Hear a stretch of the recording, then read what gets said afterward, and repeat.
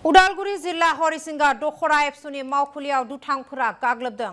थांनाय हरनि 10:30 दुथांफोरा गाग्लोबो। सिनाय मोनै दुथांफोरा गाग्लोबो हरिसिंगा दुलाराय बर' फरायसा आफादनि मावखुलिखौ।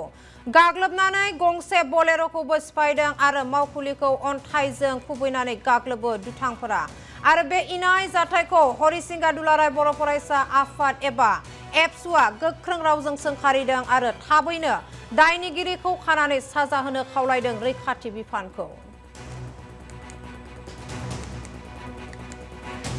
जाथाया ओरैबायदि जादों जे जोङो मोनानि ओंखाम जाबाय थादोंमोन 11टा बाजियाव। दा बे समावनो माखासे जे राजखान्थियारि दोलो पिपिएफ हान्जानि माखासे गुन्दागिरिफोरा जोंनि मावखुलियाव फैनानै जोंखौ गाग्लोबफैदों। जोंनि अफिस मावखुलियाव लाखिना दोननाय जोंनि बोलेर' गारि गंसेखौ बिथांमोना बुख्रुबनानै थांदों आरो मावखुलिनि जि सोरगिदिं गासै थिंनिफ्राय लानानै गुबुन मुवा बेसादफोराव बिथांमोना अन्थाइ खुबैदों। बेफोरबायदि जोंनि किसुमान जायफोर बेसेन गोसा मुवा बिथांमोना बेफोरखौ नस्थ' खालामनानै बिथांमोना थांदों।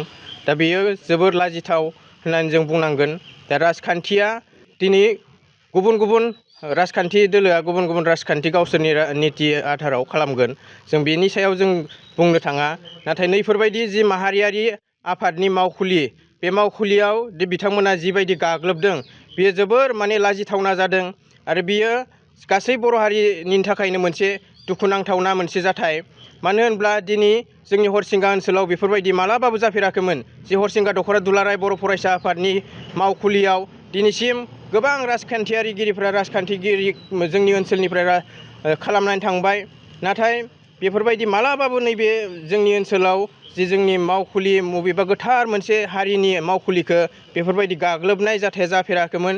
बे जोबोर लाजिथावना आरो बेखौ जोङो दखरा आफादनि जानानै निन्दा होदों जाहाथे इयुनाव बेफोरबायदि जाया आरो जाय बिथांमोना बेफोरबायदि खामानिखौ मावदों बिथांमोननि सायाव जे जोंनि प्रखाखना गोख्रों जासे बिथांमोननि सायाव नोजोर होयो आरो बिथांमोननि सायाव गोख्रों मोनसे स्टेपखौ लायो। बेनि थाखाय जोङो मोनसे FIRबो बिथांमोननि सायाव जोङो होनाय जाबाय।